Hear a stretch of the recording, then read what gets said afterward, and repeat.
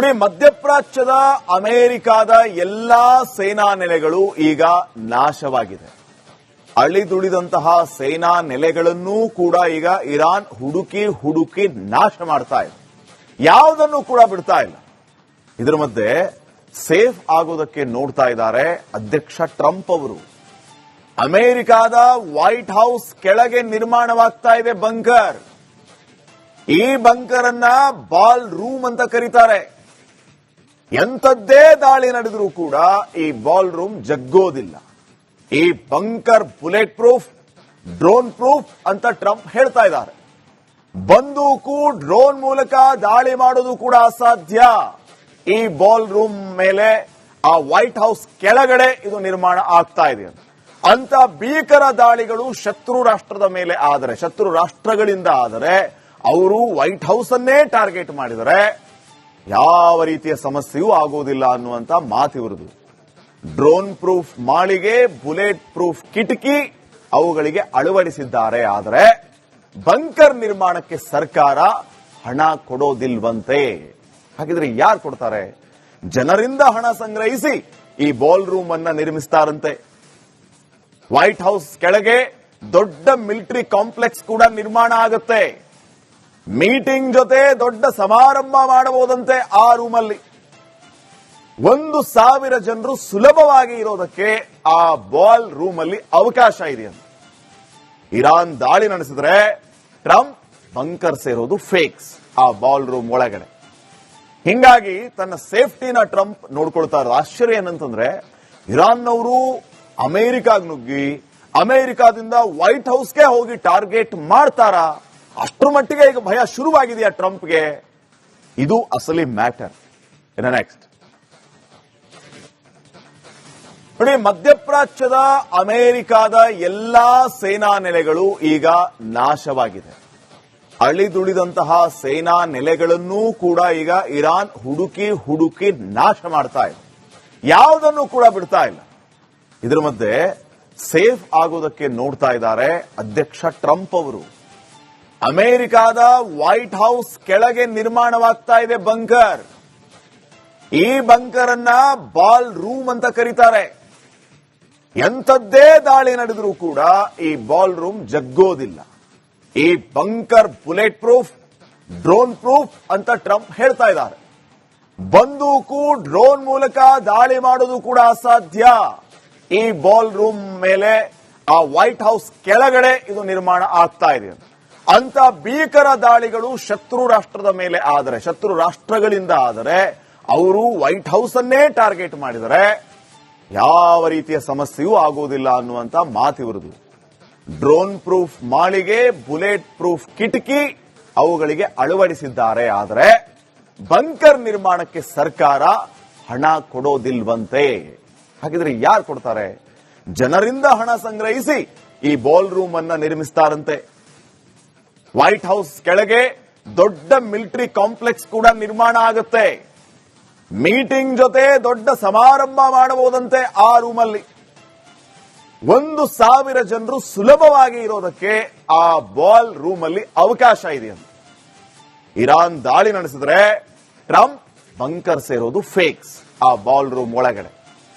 ಹಿಂಗಾಗಿ ತನ್ನ ಸೇಫ್ಟಿನ ಟ್ರಂಪ್ ನೋಡ್ಕೊಳ್ತಾ ಇರೋದು. ಆಶ್ಚರ್ಯ ಏನಂತಂದ್ರೆ, ಇರಾನ್ನವರು ಅಮೆರಿಕಾಗ್ ನುಗ್ಗಿ ಅಮೆರಿಕಾದಿಂದ ವೈಟ್ ಹೌಸ್ಗೆ ಹೋಗಿ ಟಾರ್ಗೆಟ್ ಮಾಡ್ತಾರಾ? ಅಷ್ಟರ ಮಟ್ಟಿಗೆ ಈಗ ಭಯ ಶುರುವಾಗಿದೆಯಾ ಟ್ರಂಪ್ಗೆ? ಇದು ಅಸಲಿ ಮ್ಯಾಟರ್. ನೆಕ್ಸ್ಟ್ ನೋಡಿ, ಮಧ್ಯಪ್ರಾಚ್ಯದ ಅಮೆರಿಕಾದ ಎಲ್ಲಾ ಸೇನಾ ನೆಲೆಗಳು ಈಗ ನಾಶವಾಗಿದೆ. ಅಳಿದುಳಿದಂತಹ ಸೇನಾ ನೆಲೆಗಳನ್ನೂ ಕೂಡ ಈಗ ಇರಾನ್ ಹುಡುಕಿ ನಾಶ ಮಾಡ್ತಾ ಇದೆ. ಯಾವುದನ್ನು ಕೂಡ ಬಿಡ್ತಾ ಇಲ್ಲ. ಇದರ ಮಧ್ಯೆ ಸೇಫ್ ಆಗೋದಕ್ಕೆ ನೋಡ್ತಾ ಇದ್ದಾರೆ ಅಧ್ಯಕ್ಷ ಟ್ರಂಪ್ ಅವರು. ಅಮೆರಿಕಾದ ವೈಟ್ ಹೌಸ್ ಕೆಳಗೆ ನಿರ್ಮಾಣವಾಗ್ತಾ ಇದೆ ಬಂಕರ್. ಈ ಬಂಕರ್ ಅನ್ನ ಬಾಲ್ ರೂಮ್ ಅಂತ ಕರೀತಾರೆ. ಎಂಥದ್ದೇ ದಾಳಿ ನಡೆದರೂ ಕೂಡ ಈ ಬಾಲ್ ರೂಮ್ ಜಗ್ಗೋದಿಲ್ಲ. ಈ bunker bullet proof, drone proof ಅಂತ ಟ್ರಂಪ್ ಹೇಳ್ತಾ ಇದ್ದಾರೆ. ಬಂದೂಕು, ಡ್ರೋನ್ ಮೂಲಕ ದಾಳಿ ಮಾಡೋದು ಕೂಡ ಅಸಾಧ್ಯ. ಈ ಬಾಲ್ ರೂಮ್ ಮೇಲೆ ಆ ವೈಟ್ ಹೌಸ್ ಕೆಳಗಡೆ ಇದು ನಿರ್ಮಾಣ ಆಗ್ತಾ ಇದೆ. ಅಂತ ಭೀಕರ ದಾಳಿಗಳು ಶತ್ರು ರಾಷ್ಟ್ರದ ಮೇಲೆ ಆದರೆ, ಶತ್ರು ರಾಷ್ಟ್ರಗಳಿಂದ ಆದರೆ ಅವರು ವೈಟ್ ಹೌಸ್ ಅನ್ನೇ ಟಾರ್ಗೆಟ್ ಮಾಡಿದರೆ ಯಾವ ರೀತಿಯ ಸಮಸ್ಯೆಯೂ ಆಗುವುದಿಲ್ಲ ಅನ್ನುವಂತ ಮಾತಿವರದು. ಡ್ರೋನ್ ಪ್ರೂಫ್ ಮಾಳಿಗೆ, ಬುಲೆಟ್ ಪ್ರೂಫ್ ಕಿಟಕಿ ಅವುಗಳಿಗೆ ಅಳವಡಿಸಿದ್ದಾರೆ. ಆದರೆ ಬಂಕರ್ ನಿರ್ಮಾಣಕ್ಕೆ ಸರ್ಕಾರ ಹಣ ಕೊಡೋದಿಲ್ವಂತೆ. ಹಾಗಿದ್ರೆ ಯಾರು ಕೊಡ್ತಾರೆ? ಜನರಿಂದ ಹಣ ಸಂಗ್ರಹಿಸಿ ಈ ಬಾಲ್ ರೂಮ್ ಅನ್ನ ನಿರ್ಮಿಸ್ತಾರಂತೆ.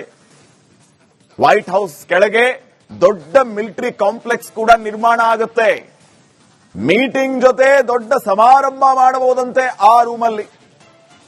1,000 ಜನರು ಸುಲಭವಾಗಿ ಇರೋದಕ್ಕೆ ಆ ಬಾಲ್ ರೂಮ್ ಅಲ್ಲಿ ಅವಕಾಶ ಇದೆಯಂತೆ. ಇರಾನ್ ದಾಳಿ ನಡೆಸಿದ್ರೆ ಟ್ರಂಪ್ ಬಂಕರ್ ಸೇರೋದು ಫೇಕ್ಸ್ ಆ ಬಾಲ್ ರೂಮ್ ಒಳಗಡೆ. ಹಿಂಗಾಗಿ ತನ್ನ ಸೇಫ್ಟಿನ ಟ್ರಂಪ್ ನೋಡ್ಕೊಳ್ತಾ ಇರೋದು. ಆಶ್ಚರ್ಯ ಏನಂತಂದ್ರೆ ಇರಾನ್ನವರು ಅಮೆರಿಕಾಗ್ ನುಗ್ಗಿ ಅಮೆರಿಕಾದಿಂದ ವೈಟ್ ಹೌಸ್ಗೆ ಹೋಗಿ ಟಾರ್ಗೆಟ್ ಮಾಡ್ತಾರ? ಅಷ್ಟರ ಮಟ್ಟಿಗೆ ಈಗ ಭಯ ಶುರುವಾಗಿದೆಯಾ ಟ್ರಂಪ್ಗೆ? ಇದು ಅಸಲಿ ಮ್ಯಾಟರ್. ನೆಕ್ಸ್ಟ್ ನೋಡಿ, ಮಧ್ಯಪ್ರಾಚ್ಯದ ಅಮೆರಿಕಾದ ಎಲ್ಲಾ ಸೇನಾ ನೆಲೆಗಳು ಈಗ ನಾಶವಾಗಿದೆ.